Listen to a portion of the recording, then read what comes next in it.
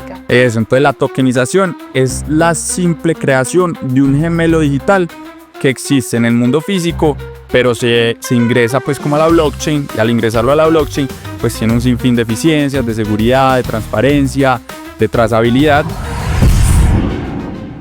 Exacto, entonces muchas personas cuando uno les habla como de blockchain, de unas se imaginan pues las cripto, o lo que está de moda hoy en día de estas monedas, pues las memcoins, que eso en realidad no tiene ningún soporte pues real, pero la tecnología que está detrás sí es bien importante y bien relevante. Entonces digamos un poco, por eso fue que nosotros dijimos, tokenicemos lo que uno llama real world assets, que son activos de la vida real.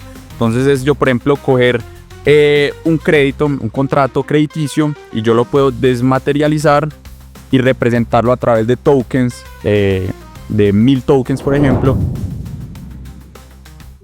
A ver, yo en realidad siempre he sido muy disciplinado y muy calmado. A mí siempre como que me exaltaba mucho eso en mi trabajo anterior, porque era un trabajo muy de mucho estrés. The future of business, powered by tech. The future of business, powered by tech. The future of business, powered by tech. We think el futuro de los negocios con tecnología. Hola a todos, bienvenidos a este nuevo episodio de Rethink. Como saben, es un espacio que hemos creado para conversar con distintos líderes de distintas industrias que están realmente cambiando la forma de hacer las cosas y utilizando la tecnología como una palanca de cambio. Y hoy me complace mucho presentarles a nuestro invitado Alejandro Álvarez, co-founder y CEO de Puy. Ya nos va a contar un poquito la historia. Esta conversación nace realmente de Startco. Para los que de pronto no conocen, es una de las ferias de emprendimiento más importante del país, creo que el evento más grande, y tiene también un impacto importante en nuestra región, en América Latina. Y Alejandro fue uno de los finalistas de las startups, de las 10 startups seleccionadas, pues finalistas, en donde tuve la oportunidad de escuchar el pitch, en donde estaba buscando capital, y pues la historia me pareció fascinante. Creo que están haciendo algo detrás con tecnología que realmente puede cambiar el juego de cómo se gestionan muchas cosas que lo que pasa es que no quiero hacer un spoiler para que Alejo nos pueda contar bien, pero bueno, digamos que de ahí nace como esa inspiración para poder invitarte a este espacio. Entonces te agradezco infinito por aceptar la invitación, y nada, pues qué rico tenerte aquí. Muchas gracias por la invitación, y feliz después de contar la historia y como todo el camino y el trayecto por el que hemos pues pasado en Puy, que creo que también es de mucha ayuda pues para los demás que quieran seguir este camino. Mil gracias. Entonces primero empecemos por lo más importante, que es el emprendedor. Entonces contanos un poquito sobre tu historia. Listo, no, pues yo soy abogado. Yo estudié Derecho pues en la UPB, de ahí me fui a hacer una doble titulación a España, en la Universidad de Nebrija. Ahí un poco me empecé a meter mucho en los temas de tecnología, incluso pues mi tesis la hice en 2019 relacionado a todo este tema de DLTs, de las tecnologías DLT y sus riesgos pues en la protección de datos, mucho de blockchain, cuando en 2019 pues tampoco era una tecnología que se viera mucho, que estuviera pues como tan de moda como hoy en día. Luego volví y ya me fui después a hacer la maestría en tecnología y emprendimiento a la Universidad de Cornell, específicamente a su campus que queda pues en Manhattan, que se llama Cornell Tech, que es enfocado en todo el tema pues de emprendimiento, de venture capital, de cómo se hace una startup, etcétera. Súper. Y tenés 27 años y ya sos un emprendedor que está, digamos, en esa visión de una escalabilidad importante. Contanos entonces ahora un poquito sobre Puy, qué hacen, cómo nace, y ya íbamos profundizando en esa historia tan bacana. Listo. Sí, entonces de pronto un poco recogiendo todo ese conocimiento que yo adquirí pues como en el exterior, porque esto es una tecnología muy innovadora, muy nueva, que cuando uno la entiende se da cuenta de los grandes beneficios que trae. Pues yo vuelvo a Colombia después de estar un año y medio en Nueva York, y llego a trabajar en una firma de abogados pues de las más importantes de la región, que se llama Abrigar Urrutia. Ahí hacía pues todo el tema de fusiones y adquisiciones y todo lo de emerging companies y pues y venture capital. Entonces ayudaba a los emprendedores pues a levantar capital, a hablar con los fondos, desde un lado pues muy legal, ¿cierto? Una asesoría totalmente legal, Ahí llevaba ya como año y medio, 2, y vuelvo pues a Medellín un fin de semana porque pues la firma quedaba en Bogotá, y me reúno pues con mi co-founder de hoy en día, que estudiamos pues juntos en el colegio desde 2020, desde Kinder 4. Desde chiquitines desde ahí al lado. chiquitos, Juan Martín, fuimos muy amigos pues desde pequeños, y también fuimos muy inquietos desde que estábamos en el colegio. Él y yo pues invertíamos en este tema de las cripto, de Bitcoin, cuando eso valía $1,000, $2,000. O sea, ¿cuántos años tenían ustedes cuando empezaron No, ahí en o esas sea, teníamos 15 años cuando empezamos a invertir en eso, y 16 años cuando nadie le creía a eso. Nosotros le contábamos a los amigos y nadie creía en eso. Y Juan y yo pues nada, nos metimos en el tema y empezamos a hacer muchos negocios con esto. Y así como hicimos pues un gran capital, pues también perdimos mucho capital, por decirlo, que todo prácticamente, que es el problema pues de las criptos y de todo este tema pues tan especulativo. Y entonces, bueno, pues yo vuelvo un fin de semana y empiezo a hablar con él, y él me dice, pues yo quiero montar como algo de fintech, ¿qué podemos hacer? Vos que has visto que estás más metido como en el medio. Y a los dos pues se nos empezó como a montar esa idea de que hagamos algo que le permita a las personas tener acceso a activos de alto valor sin que dependan de la especulación del mercado. Porque así como nosotros habíamos perdido, hay miles de historias que tú puedes encontrar a través pues, de internet, o en Medellín, o en Colombia en general. Todo el mundo ha perdido plata pues, con las criptos. Es como la temática general del que invierte en este tipo de cosas. Entonces dijimos, ¿qué podemos hacer para permitirle a las personas tener acceso a activos de alto valor con montos muy bajos? Porque hoy en día pues tú puedes invertir en un CDT, pero pues la rentabilidad pues no es como tan buena, o invertir en bienes raíces, pero pues primero necesitas un poco más de capital, y la rentabilidad depende mucho pues del momento de la venta, ¿cierto? Y ahí fue donde dijimos, pues tokenicemos activos de la vida real. Ahí es un nuevo término, ese tokenizar. Entonces eso explica un poquito ese tokenizar activos, ¿qué significa? Eso, entonces la tokenización es la simple creación de un gemelo digital que existe en el mundo físico, pero se ingresa pues como a la blockchain, y al ingresarlo a la blockchain pues tiene un sinfín de eficiencias, de seguridad, de transparencia, de trazabilidad, y ese es otro término pues nuevo que para muchos que puede ser lo que es la blockchain, ¿cierto? Eso te iba a preguntar, como no sé si de pronto así en explicación muy de lenguaje muy básico, ¿cómo explicamos blockchain? ¿Cómo funciona esa tecnología que hay detrás? La blockchain es una base de datos que está distribuida. Entonces, por ejemplo, hoy en día Amazon tiene pues su servidor, y en el momento en el que Amazon decida apagar su servidor, todo el que esté pegado al servidor de Amazon se va, chao. O Microsoft o Facebook, lo que sea. El momento en el que ellos decidan apagar, chao. Entonces esa es la ventaja de la blockchain, que como está distribuida a través del internet, pues eso no hay forma de que se apague, eso no hay forma de que lo hackeen, eso no hay forma de que se pierda, pues por decirlo así. Y la ventaja es que como eso es una cadena de bloques, cada transacción subsiguiente que sucede en la red pues queda reflejada, o queda pues como impregnada en la cadena siguiente. Entonces digamos, si yo te paso a ti un Bitcoin y tú se lo pasas a una amiga, ahí podemos ver la trazabilidad completa de toda la historia. Entonces se vuelve pues inmutable, y se vuelve pues con una trazabilidad completa, aparte de todas las eficiencias que uno puede generar con esta tecnología, como los contratos inteligentes, por ejemplo. Entonces ahí eso me parece como importante para quienes nos escuchan, que de pronto no están tan familiarizados, como entender un poquito que la tecnología blockchain es lo que soporta las criptomonedas como Bitcoin y otras, pero no es que sean, pues mejor dicho, blockchain tiene muchos otros usos, no es solamente las criptomonedas. Exacto, entonces muchas personas cuando uno les habla como de blockchain, de unas se imaginan pues las cripto, o lo que está de moda hoy en día de estas monedas, pues las memcoins, que eso en realidad no tiene ningún soporte pues real, pero la tecnología que está detrás sí es bien importante y bien relevante. Entonces digamos un poco, por eso fue que nosotros dijimos, tokenicemos lo que uno llama real world assets, que son activos de la vida real. Entonces es yo, por ejemplo, coger un crédito, un contrato crediticio, y yo lo puedo desmaterializar y representarlo a través de tokens, de 1000 tokens, por ejemplo, y ya vender 1000 unidades. En vez de tener que vender un solo contrato, ya puedo vender 1000 unidades que va representado en un token. Entonces por eso el token es como ese gemelo digital que existe del activo físico, pero su valor siempre va atado a ese activo subyacente que existe en el mundo real. Después dijimos, tokenicemos activos de la vida real y permitámosle a las personas tener acceso desde 200.000 pesos a activos pues, que usualmente están reservados para los grandes capitales, para los grandes bancos. Es un poco como la filosofía con la que nació Puy.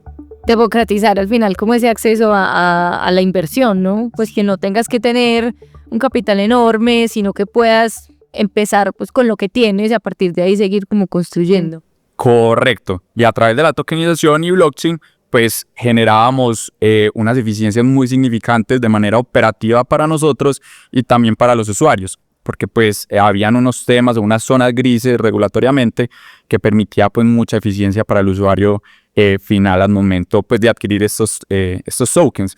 Incluso con ese modelo inicial con el que comienza Puy, nosotros teníamos usuarios en Suiza que con un solo clic compraban activos ubicados en Colombia y recibían sus utilidades también con un solo clic de manera pues muy sencilla. Wow. ¿Esto en qué año empieza? Esto empezó hace un año. Eso fue hace un año. Nosotros el pivot pues lo hicimos ahorita diciembre, enero de este año.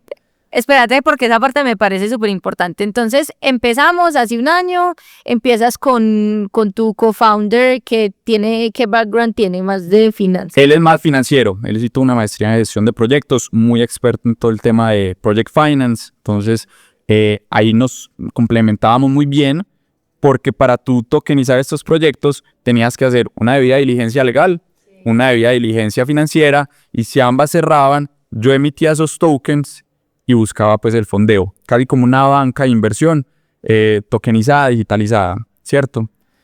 ¿Y cómo empezaron a conseguir clientes?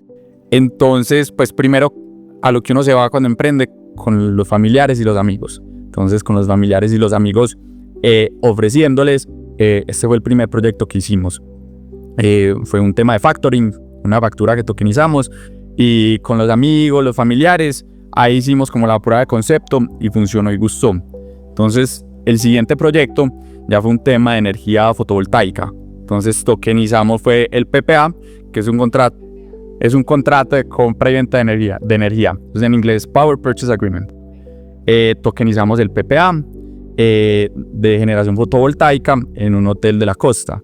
Entonces, básicamente lo que cogimos fue y tokenizamos el equipo que genera pues la energía. Tú comprabas con 200.000 pesos el 0.01 de ese equipo y tu pago, la fuente de pago, estaba respaldado pues con ese contrato de compra de energía. Entonces, usualmente este es un proyecto, o este es un activo que los bancos lo invierten mucho en él, porque es un poquito pues seguro y es muy rentable, pues por decirlo así, porque la energía, especialmente la costa, es muy muy costosa. Entonces, aquí lo que nosotros hicimos fue, en vez de que el banco pues financiara ese proyecto, nosotros lo financiamos con los tokens. Entonces, si tú compras un token, pues tú recibías su pago como si vendieras energía. Entonces era un poco seguro, por decirlo así, porque tenías una fuente de pago asegurada y tenías también un activo por si pasaba algo, pues ahí se podía vender los paneles y ya tú recuperabas. Y ahí nos encontramos con otro problema, que fue que la utilidad que eso estaba dando era muy alta. Esos son como esos problemas felices de tener, ¿o qué decís? ¿O por qué problemas? Sí, entonces como la utilidad era tan alta, la gente le empezó a dar miedo, porque decía, ¿cómo así que yo estoy metiendo 200.000 pesos en un activo que me está dando rendimientos del 25 efectivo anual? Entonces la gente empezó a decir, eso no puede ser. De esto tan bueno no dan tanto. De eso tan bueno no dan tanto. Y efectivamente lo que uno ve en el mercado, eso tan bueno no dan tanto, pero el banco sí hace esos negocios. Hoy en día, si alguien se va a pedirle un crédito a un banco de libre inversión o lo que sea, pues se lo presta una tasa del 22, del 23. Entonces, efectivamente lo que nosotros hicimos fue democratizar el acceso a activos de alto valor. Entonces, en vez del banco quedarse con la utilidad, ya se lo democratizamos para que las personas pues se quedaran con esa utilidad. Claro, uy. Listo, entonces ese fue el segundo proyecto. ¿Y ahí qué pasó? Entonces ese fue el segundo proyecto y de ahí empezamos a coger tracción. Ya teníamos más de 3.000 usuarios invirtiendo, habían salido otros proyectos y ya se nos vino fue uno muy grande. Y era ya un proyecto como de $5 millones para que lo tokenizáramos. Entonces, ¿Y de dónde sale ese proyecto? ¿Qué puede contar? Sí, la gente nos empezó como a buscar, muy metidos en el tema de energía solar, porque ofrecíamos unas condiciones muy diferentes a las que ofrece el mercado. Entonces, por ejemplo, el mercado ofrece estos contratos de PPA a 15 años, pero lo que te hace es que te cobra como el kilovatio hora mucho más bajito. Yo le decía a mis clientes, como ese no es mi negocio, yo le ofrezco a usted eso a 5 años y le cobro el kilovatio a lo mismo que usted lo está pagando. Entonces, después de 5 años, el cliente seguía pagando la energía como si estuviera todavía conectado al sistema, y en 5 años quedaban con el activo para ellos, y eso tiene una vida útil de 25 años. Entonces era un gran win para ellos. Entonces empezaron a llegar muchos y ya teníamos pues primero un pipeline grandísimo que superaban los 10, 15 millones de dólares. Entonces dijimos, pues con el retail, yo ofreciendo tokencitos de 200 mil pesos, pues va a ser muy complejo. Claro. Bien complejo. Llegar a los 5 millones de dólares de a 200.000. Sí, va a ser bien complejo. Entonces, pues vamos a ofrecérselo a las grandes instituciones, a los gestores de activos, family office, a las firmas de inversión. Y llegamos allá y ellos no les gustó. Decían que pues no querían invertir en eso tokenizado, porque obviamente existe un sesgo pues todavía. ¿Qué es lo que pasa cuando hay una tecnología pues tan nueva? Y nosotros éramos los primeros haciendo esto como lo estamos haciendo pues en Latinoamérica. Si bien hay gente pues que tokenizó apartamentos, cosas así, que tokenizara un instrumento financiero, pues todavía no había sucedido. Entonces estas instituciones nos decían no, a mí en realidad invertir en eso no, pero venga, ¿cómo así que ustedes gestionan 3.000, 4.000 usuarios? Son 3 en el equipo, todo lo hacen de manera automática y pues no hay como error humano. ¿Cómo lo están haciendo? Entonces nosotros un poco le explicábamos pues la tecnología detrás, que blockchain, contratos inteligentes, etcétera. Y nos decían, ustedes tienen como marca blanca, porque pues yo quiero eso para mí. Y nosotros pues como no, en realidad pues, nosotros somos como el marketplace, por decirlo así. Y ahí fue donde un poco el mercado nos fue llevando como a ese, como a lo que es Puy hoy. Vení, y antes como de que entremos más en detalle a lo que es Puy hoy, si me permitís preguntarte más ya como desde la parte personal del emprendedor, ¿cómo viviste ese proceso de llegar a que te dijeran no entiendo, no confío? Sí, no, fue muy difícil, empezando porque primero eran miles y miles de reuniones las que tocaba tener con los inversionistas y uno explicándoles qué es la tokenización, qué es blockchain. Muchos no entendían, muchos decían como, y bueno, y el pagaré o el contrato físico. Yo no, pues el token lo que representa es la titularidad o la propiedad sobre el activo en específico. Entonces se volvía muy complejo y tampoco había una educación financiera. Muchas veces hablábamos con muchos prospectos y no entendían cómo es que el activo rentaba eso y se volvía muy, muy difícil. Inclusive ya después, esto es una anécdota muy interesante, en Starcom, que ya pues nos reunimos otra vez y volvimos a ver a varios de los prospectos a los que les habíamos presentado. Ya decían como, oiga, ya entendí lo que ustedes están haciendo, pues todavía lo están ofreciendo, yo ya quiero invertir. Y ya es como, pues no, ya pivoteamos, ya no se puede. Y es como, pero entonces era muy complejo, es decir, explicar la tecnología, explicar el rendimiento, explicar la utilidad.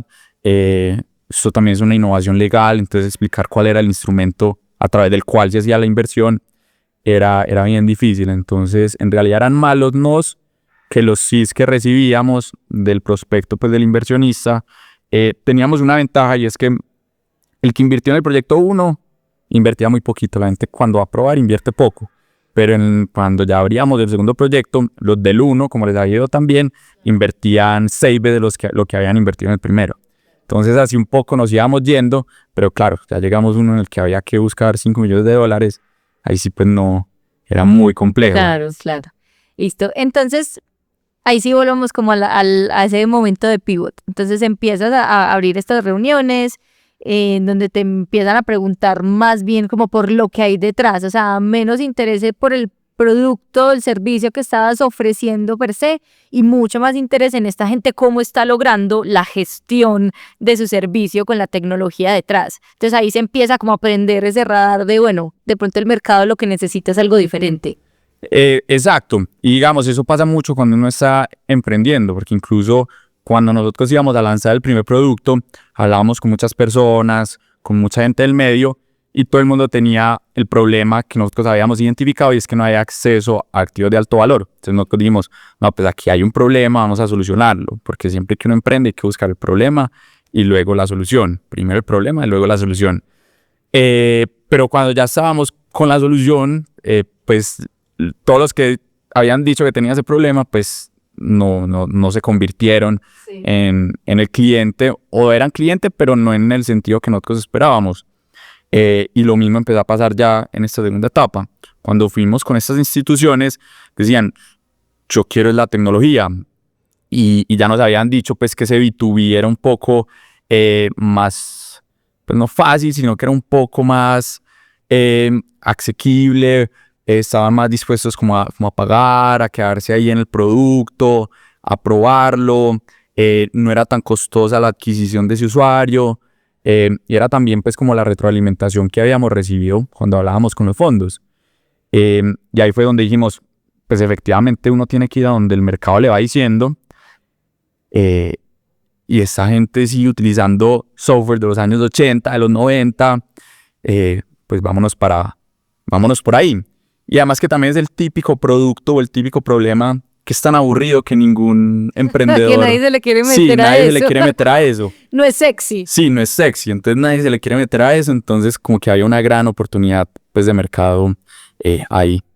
The future of business, powered by tech. Digamos que, ¿cómo defines hoy ese problema que están solucionando y cómo hicieron como ese pivot ya interno, cómo empezaron a cambiar el producto, los procesos, qué les tocó hacer, reorganizarse como emprendedores para poder ya cambiar ese problema al que le estaban enfocando? Sí, entonces digamos, hoy en día en la industria de gestión de activos, de gestión de patrimonios, de la gestión financiera en general, sigue siendo todavía muy operativa y muy manual. Tú todavía ves que son 10 personas para analizar un solo documento. Tienes el equipo de gestión de riesgo, tienes el equipo de crédito, tienes el equipo administrativo, tienes el equipo de operación, el equipo de secretaría, el equipo legal, el equipo financiero, y es realmente una labor muy costosa. Pues hoy en día, o sea, ¿cuánto vale contratar a un financiero? Entonces lo que nosotros empezamos a identificar es que la labor era exageradamente operativa y volvía muy lento los procesos para estas entidades o para estas empresas. Y cuando uno hablaba con ellos, pues ellos decían que no, o sea, no había como nada en el mercado que se los ayudara pues, a solucionar, porque es un tema muy operativo, que depende de muchos contratos, depende de la información de Excel, de lo que le envíe el financiero, de lo que envíe el equipo legal, y es una gestión que toca hacerlo pues manual, porque pues primero o sea, imagínate que tú autorices la dispersión de unas utilidades de un fondo privado que haya estructurado uno de los grandes gestores de activos pues, en Colombia. Imagínate la cantidad de capital que es. Entonces termina siendo una labor muy manual que aún así 70% de las entidades financieras en Latinoamérica las han multado por errores de transcripción humana o porque El 70%. O porque pierden la trazabilidad del activo. Uf, claro, entonces ahí está la solución. Ahí estaba nuestra solución. Entonces, perdón, vuélveme a explicar cuál es la solución en la que están trabajando hoy. O sea, ¿cómo es el modelo de negocio hoy? Entonces, Puyo hoy lo que hace es, imagínate un back office, una oficina operativa, administrativa, automatizada a través de inteligencia artificial, a través de blockchain y a través de contratos inteligentes. Entonces, haz de cuenta una entidad financiera que tiene todo un equipo detrás, lo que uno llama en inglés back office, que lo hace totalmente manual. Nosotros lo automatizamos. Entonces, si antes necesitabas a 10 analistas financieros, pues ya solo necesitas uno, porque nosotros optimizamos casi que en un 90% esa labor manual. Entonces, tenemos muchos casos de uso y muy distintos. Entonces, por ejemplo, a las fintechs. Hoy en día hay mucha fintech de lending. A las fintech de lending les automatizamos toda su operación, la gestión y la relación con el patrimonio autónomo para hacer los desembolsos a través del contrato inteligente y de la tokenización del activo.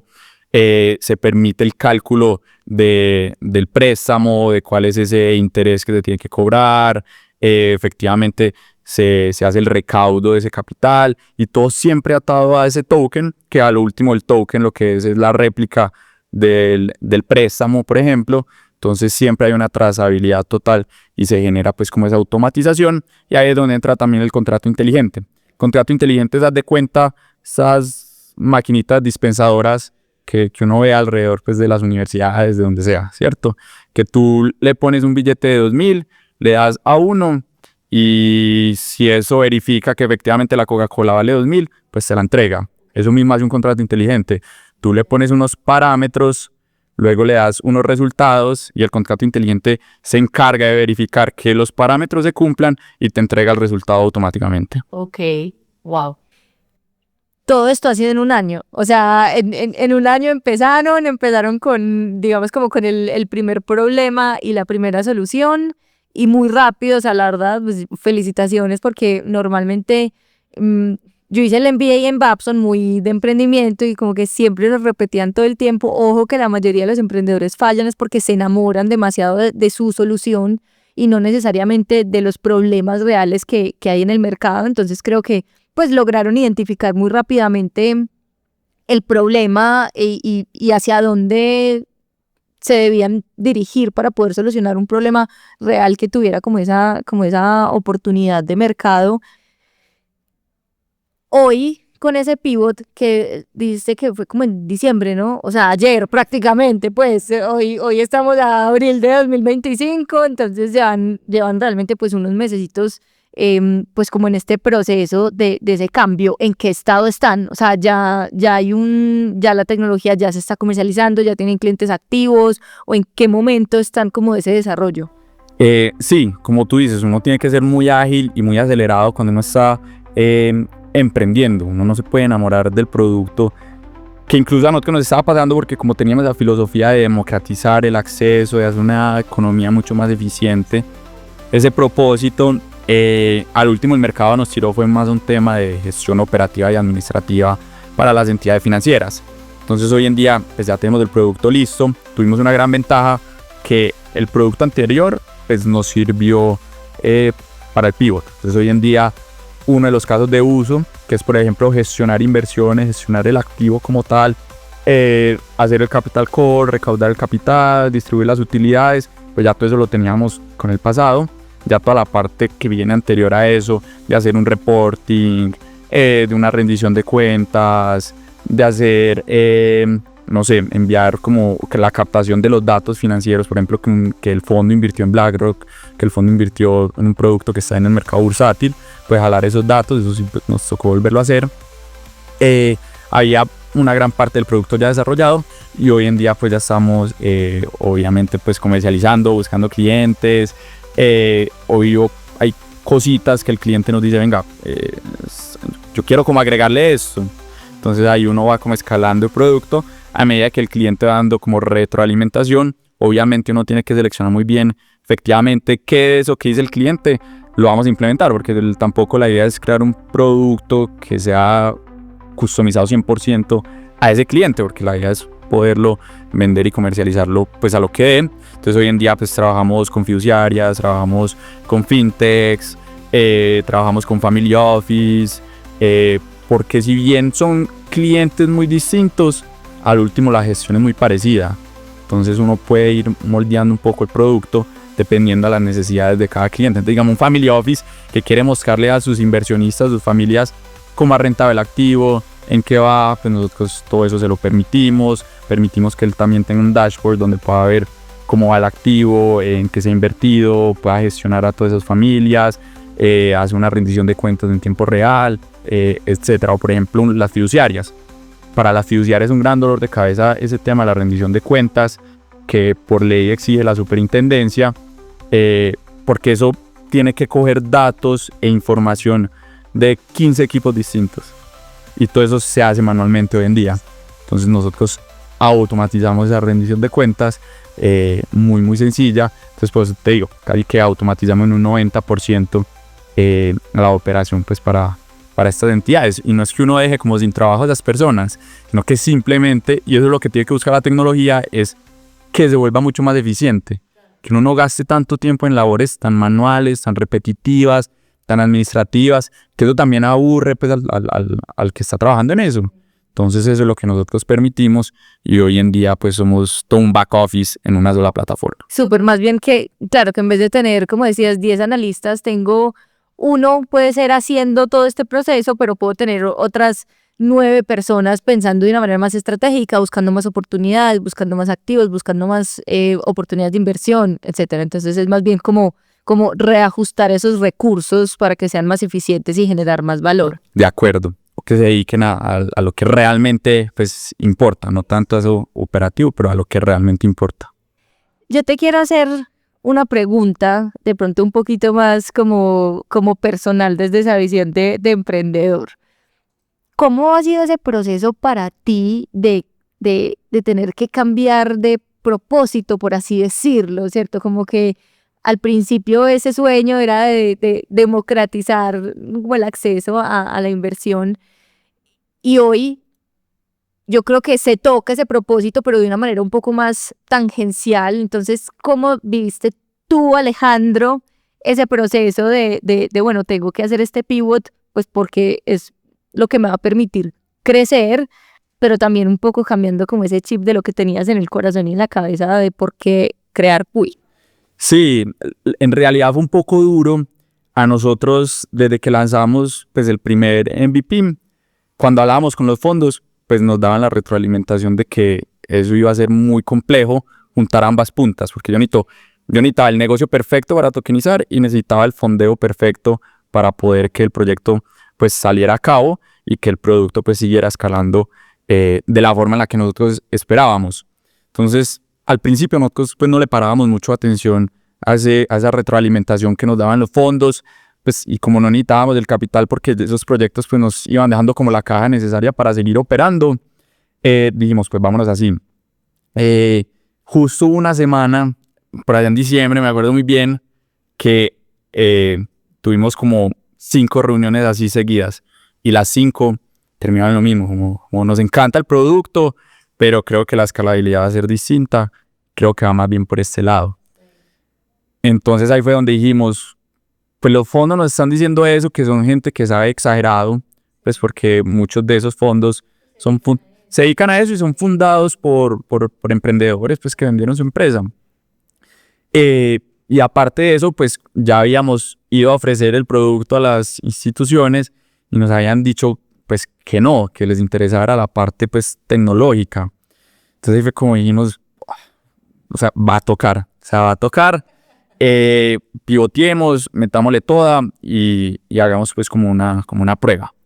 Pero igual también en el fondo como que decíamos indirectamente, si yo vuelvo mucho más eficiente la operación para estas entidades financieras, ellos por ejemplo un fondo, que usualmente un ticket son de 10 millones de pesos, como ya pueden desmaterializar el instrumento financiero en muchos tokens sin que eso incremente su costo operativo, pues indirectamente pues, pero lo estás logrando. Lo estoy logrando, solo que ya le estoy dejando el trabajo pues a las empresas y no lo estoy haciendo yo. Entonces como que indirectamente igual lo estábamos logrando, estábamos haciendo mucho más eficiente el sistema financiero, lo estábamos democratizando también porque si yo le permito a estas empresas cortar intermediarios, ser más eficientes, pues ellas pueden otorgar mayores rendimientos pues para el usuario final, porque como no gastan tanto en la parte operativa, pues incrementa ese revenue que al último se lo pueden transferir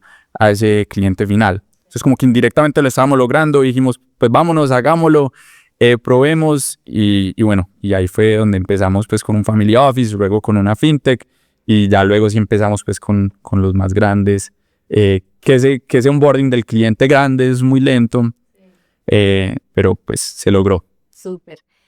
Una de los puntos que cuando te escuchaba el pitch en Starco, que yo dije, no, yo, o sea, tengo que invitarlo, fue que, digamos que me impactó bastante la valoración.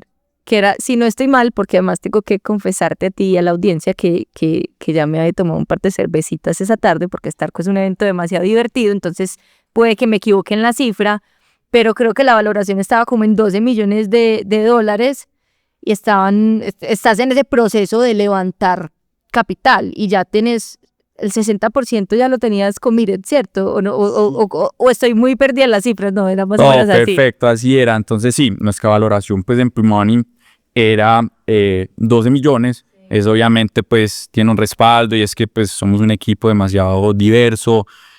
Somos los únicos que estamos ofreciendo esto como lo estamos haciendo en Latinoamérica y en el mundo. Obviamente toda startup tiene sus competidores, pero nuestros competidores son muy indirectos. Yo no soy una réplica de nada y nadie es una réplica mía. Yo sí tengo la startup que gestiona activos, pero no tiene inteligencia artificial, ni blockchain, ni tokenización. Yo sí tengo, por ejemplo, el que tokeniza el instrumento financiero, como Securitize, pero es simplemente un músculo de distribución. Ellos simplemente le permiten a la empresa o al fondo a distribuir esos activos. O está la startup que se dedica y te permite a ti crear contratos inteligentes, pero hasta ahí. Pero no hay como un back office general que reúna la gestión de activo, la inteligencia artificial para extraer covenants, cláusulas de los contratos, para crear los contratos inteligentes, que te permita tokenizar, generar esa trazabilidad a través de blockchain, que hoy en día con todo lo que se viene con inteligencia artificial, los datos que tengan el respaldo de blockchain van a ser pues los ganadores. Y eso es lo que nosotros estamos haciendo. Le apuntamos también a que como todos esos datos que estamos recaudando quedan como con ese sello, esa certificación que están en la blockchain, pues hay una veracidad pues mucho más superior que a lo que va a pasar pues como en el futuro. Y ya también funciona como un músculo de distribución, porque ya es más fácil comercializar un activo tokenizado, desmaterializado, que lo puede comprar gente con un solo clic, que antes que si es un fondo en Colombia, Medellín, primero lo ofrece en Medellín, luego en Colombia y luego si salga pues a buscar y el que lo compre en el exterior pues tiene que pasar por un sinfín de procesos. Entonces obviamente esa valoración como que sí tenía un respaldo detrás y además yo venía de trabajar en Brigar Urrutia, específicamente en esta industria de Venture Capital. Entonces pues ahí me tocaba ver todas estas negociaciones con los grandes fondos. Entonces yo solo le ponía el ejemplo, por ejemplo pues a mi co-founder, yo le decía es que esa gente está equivocada al decir que la valoración tiene que ser 3 millones de dólares y cuando le decía los jurados o las personas que estaban ahí, cuando le decían a las de startup no es que su valoración tiene que ser de 3 millones, de 4 millones, yo le decía, si yo estoy en mi etapa pre-semilla y ya estamos, pues ya la startup está dividida entre 3 personas, si yo levanto 1 millón a una valoración de 5, yo estoy entregando ya un 10-15%, solo en pre-seed. Luego llego a serie A y me diluyo otro 20% que es el estándar. Entonces ya voy ahí en menos 30%, solo en serie A, con la valoración que los jurados decían. Entonces si el founder no tiene skin in the game, ¿a dónde va a llegar? Y el juego de emprendimiento, el juego de venture capital, es pues que el founder se quede ahí, que le meta toda, hasta el punto de que tenga una salida pues mucho más grande. Y a mí me tocaba negociaciones cuando yo pues trabajaba como abogado, que pues como los founders no tenían más de un 10%, pues en realidad, ¿sabe cuál es la motivación? Para que ellos sigan ahí. Entonces si en una serie A ya el founder tiene menos del 10, pues no le va a meter toda. Por ende, la startup no va a crecer al punto en el que tiene que crecer para poder tener el exit que se espera para darle el retorno a los fondos. Entonces, en una serie A, si tú no tienes buen skin in the game, tú no vas a levantar la serie A, no vas a levantar la serie B y mucho menos la C, porque ya no vas a tener nada. Entonces, ahí me parecía que había un error en las valoraciones pues, que ellos decían. Entonces, un poco también venía de eso. Y pues, si ya teníamos committed 62%, estábamos en due. ¿Y cómo te sacaste ese 62%? O sea, ¿cómo te la has levantado todo? Es que 62% era... ¿Cuánta plata estabas buscando? No, que estábamos buscando 1 millón. Estábamos buscando 1 millón y ya teníamos pues 620, 650 asegurados. Y eso es un proceso muy, muy largo. O sea, eso es casi que un trabajo de tiempo completo uno salir pues a recaudar ese capital, porque primero pues necesitas las intros con los fondos, o de pronto si no tienes las intros con estos fondos, pues enviar un correo. De 100 correos que tú envíes, te van a responder 5. De 100 llamadas que tú tengas, 99 te van a decir que no. Entonces tú sales aburrido de esas llamadas. Entonces tener como esa resiliencia para seguir buscando, para seguir dándole, porque aparte también tienes a la empresa detrás, pues a la startup que tienes que seguir creciendo, que tienes que seguir metiéndole a producto. Digamos, nosotros en este punto estamos en que estas entidades financieras nos exigen unas certificaciones muy específicas de ISO, una disponibilidad en tiempo completo de la plataforma. Entonces nosotros estamos levantando es para cubrir esas certificaciones. Entonces muchas veces las conversaciones con los fondos es como, oiga, ¿y usted por qué todavía no tiene como onboardeado a esa entidad financiera?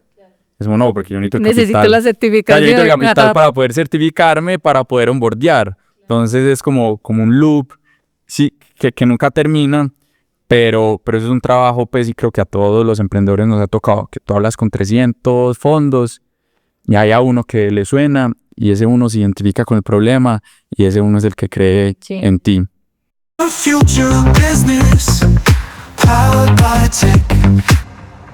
A mí, digamos que me parece, es algo que admiro muchísimo a los emprendedores cuando hablamos como de este ecosistema startup, ¿cierto? Que es lo que hablamos ahorita detrás de cámaras, ese uso de la tecnología para un crecimiento súper exponencial, súper acelerado.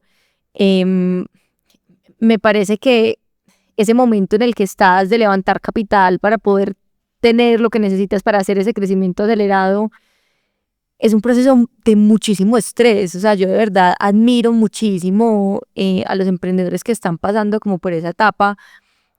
¿Cómo has hecho como para gestionar un poco esas emociones, esa cantidad de estrés, esa frustración que viene, que es innata del proceso en el que estás? Sí, esto de emprender en realidad es bien complejo. La gente cree que como uno es su propio jefe o lo que sea, que es mucho más fácil que un trabajo pues tradicional.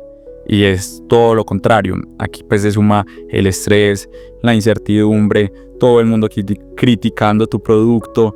Porque es que en realidad el producto de uno es muy malo hasta que uno demuestra que no es malo. Pero todos los productos o todas las startups que han salido y que incluso son unicornio, a todas les han dicho que ese producto no va a servir para nada hasta que demuestran pues, lo contrario. Entonces es bien complejo y lo que yo te decía, hay días que uno tiene 5 reuniones y las 5 perfectas, entonces uno sale con la energía en las nubes, uno dice no, lo que está haciendo es increíble, ya la va a romper, ya estoy del otro lado, ya encontré Product Market Fit. En realidad tú nunca encuentras ese Product Market Fit. Entonces hay días que tú te levantas, no tengo runway, pensando como no tengo runway. Espérate, sí. Que estoy cayendo en cuenta que estamos hablando como de muchos términos de ecosistema startup, entonces desglosémonos un poquito. Runway es como el tiempo que te queda para poder subsistir, para quedarse sin cash. Ese es runway. Entonces hay días que uno se levanta diciendo no tengo runway, hay días que uno dice no tengo un runway exagerado, tengo un flujo de caja impresionante, hay días que uno dice encontré Product Market Fit y después dice no, yo creo que no encontré Product Market Fit, me va a quebrar, no me va a quebrar, no, la va a romper y va a tener un exit y ya la va a hacer millonario. Entonces un ups and downs de emociones impresionantes, pero al último el proceso es muy gratificante porque tú estás construyendo pues algo que es como tuyo para solucionar un problema que tú estás identificando y que ves que en realidad está ayudando como a las personas o a las instituciones. Entonces termina siendo muy gratificante y a medida que pasa el tiempo como que esa idea que tuviste se empieza a materializar. Entonces a medida que sale el producto, que sale un nuevo feature, tú vas viendo como esa ideita se empieza a materializar y como ya empieza a ser como un producto como muy robusto. Entonces al último es estresante pero gratificante. Claro, qué bonito vivir ese proceso a los 27 años. ¿Tenés alguna herramienta que digas, me ha ayudado demasiado esta herramienta que he trabajado en mí para poder navegar todo este mar de emociones, esta montaña rusa? A ver, yo en realidad siempre he sido muy, muy disciplinado y muy calmado. Digamos, a mí siempre como que me exaltaba mucho eso en mi trabajo anterior, porque era un trabajo muy de mucho estrés. Entonces mucho pues mis jefes lo que decían como, bueno, nos gusta mucho trabajar contigo porque calmas. Entonces yo digamos que soy calmado, soy muy disciplinado y me gusta correr mucho con las cosas. Entonces como que si acelero pues al equipo y a veces les digo como tenemos que hacer esto, hay que meterle como los aceleradores, que no pues de pronto no veo un avance, etcétera. Pero entre todos nos complementamos tanto que al último terminan saliendo las cosas. Y es de no meterle como emoción a las cosas, es decir, como tengo que hacer esto, hay que hacerle, hay que meterle, si hay que trasnocharse, trasnocha, si es de fin de semana, es de fin de semana, si es aburrido, pues se hace, y de ponerse la camiseta por el equipo. Y termino uno haciendo un montón de cosas que uno no está acostumbrado. O sea, yo pasé de leer contratos de 200 páginas y ponerle cambios y de negociar cláusulas y cosas así, a usar Canvas para hacer una presentación, a hacer el post de Instagram cuando teníamos el modelo anterior de B2C, a salir en las redes pues hablando y haciendo propaganda. Entonces nada, es ponerse la camiseta de lo que uno le toque y hacerlo, pero siempre pues obviamente con calma, sin emociones. Lo más importante es como dejar las emociones a un lado y saber pues que es de disciplina y que hay que hacerle. Shake. ¿Qué es lo que más te emociona de pensar en Puy en unos años? 5 años, no sé. No sé, esa pregunta es como compleja, pero el hecho de que estamos cambiando toda una industria, porque digamos con la tokenización estamos haciendo un sistema financiero mucho más eficiente. Digamos, nosotros en el momento en el que ya se dé la aplicabilidad total de lo que nosotros estamos haciendo, nosotros podemos cortar un sinfín de intermediarios y un sinfín de costos que va a permitir que estas entidades trabajen muy eficientes y que al último pues incrementen sus ingresos o que se lo otorguen pues al cliente final. Eso últimas termina siendo también una innovación legal. Hoy en día cuando tú vas a hacer una emisión en un mercado bursátil, tienes que pagar un sinfín de costos, hay que pagar un sinfín de auditorías, necesitas pagarle como a 5 intermediarios distintos, desde el que hace la custodia del activo hasta el emisor, y todo eso nosotros lo estamos eliminando a través de lo que nosotros estamos haciendo. Obviamente es un proceso lento porque la ley no pues se creó en los 80, en los 90, pues obviamente no contempla un activo digital. Pero hacia allá va el mundo pues, y ya lo estamos viendo. En Colombia se radicó hace un mes un proyecto de ley para regular esto. En Estados Unidos el mismo CEO de BlackRock está diciendo que la siguiente generación de los mercados es pues la tokenización de activos, que obviamente para que eso suceda se tiene que dar todo un tema de verificación digital, que eso va a ser muy importante. Cómo digitalmente podemos verificar que tú eres la dueña de ese activo, que tú eres la dueña de ese fondo, porque el fraude que está sucediendo hoy en día es impresionante, ha incrementado exponencialmente. Entonces por eso nosotros también primero atacamos la parte operativa y administrativa una vez todos los stakeholders estén metidos o montados, y por eso yo no me limito solo a un cliente, sino que tengo family office, que son los que hacen la inversión, el gestor del activo, que es el que lo intenta vender, y la fiducia, que es el que regula un poquito todas las relaciones. Entonces si yo a los tres los monto en Puy, pues al último genero un sinfín de eficiencias que ya va a permitir es casi que la finanza o el mundo financiero suceda pues al interior de nuestra plataforma. Eso es como nosotros nos imaginamos Puy en 5 años, y ese es como nuestro deseo. Y por eso Puy, ahí te hablo un poquito del nombre, cómo nace. Puy en francés es como un volcán inactivo. Ah, mira. Entonces, cuando... Ese es el término, ese es el... Ay. Entonces, resulta que la magma es la que domina como el mundo. Entonces la magma es la que hace que el mundo o el planeta esté pues como en pie, pero tú no te das cuenta, tú ni tenías ni idea de eso. Y lo mismo pasa con las finanzas dominan el mundo, pero nadie las ve. Entonces un poco haciendo como esa lógica, y así nos vemos en el futuro. Súper chévere, qué bonita esa historia de ese nombre. Alea, ya como para ir cerrando, ¿qué le dirías tú digamos, como a los jóvenes emprendedores que tienen ese sueño de emprender en grande, ¿cierto? Porque una cosa es querer ser emprendedor y otra cosa es querer ser emprendedor a una visión como la que tú tienes pues también con tus co-founders. ¿Qué le dirías? Tips, recomendaciones, insights, no sé, como que ¿qué le dirías a estos emprendedores en potencia o que están pasando de pronto por un proceso pues parecido al tuyo, que pueden hacer para construir ese futuro que quieren construir? Eso es, yo lo que siempre recomiendo es persistencia y no desistir. Esto es un proceso largo, esto no es algo que sucede pues de la noche a la mañana, hay que tener mucha disciplina y saber manejar las emociones. Yo creo que no para todo el mundo es fácil, como ese estrés. No, nosotros el año pasado hubo un punto, teníamos como menos 2 días de runway porque ya debíamos nómina y no teníamos con qué pagarla, hasta que es de buscar y ver cómo soluciona uno y pues nada, ahí vendimos como un safe. Y un safe es como a través del cual se hace como una inversión en una etapa muy temprana y ya ahí cogimos runway para pagarlo ese mes. Y ya después sí nos salió uno de los proyectos y ya volvimos a tener como ese flujo. Pero es de uno decir, no tengo con qué pagar la nómina, nosotros pues no estamos recibiendo pues salario, ver que pues, la gente alrededor de uno de pronto sí tiene salario, de pronto más cómodo, todo, pero es de no desistir, persistir. Uno va a recibir mucha crítica sobre el producto, sobre lo que está construyendo, sobre el problema, sobre el mercado, pero yo creo que si uno tiene una visión y uno cree en algo y un sueño, obviamente basándose como en la retroalimentación del mismo mercado, pero es de seguir, de luchar, que eso con disciplina y perseverancia, eso algo se logra. Sabes que quisiera rescatar como eso que acabas de decir de ese balance, porque es como, claro, enfócate mucho y créele al problema que estás solucionando y a tu producto y a tu solución. Enfócate, apasionate y enamórate de esto, pero no te enamores tanto de la solución como hablamos ahorita, no te enamores tanto de la solución que pierdes de vista el problema y lo que te dice el mercado. Entonces es como jugar ese fino balance entre apasionate por lo que estás haciendo, pero también escucha.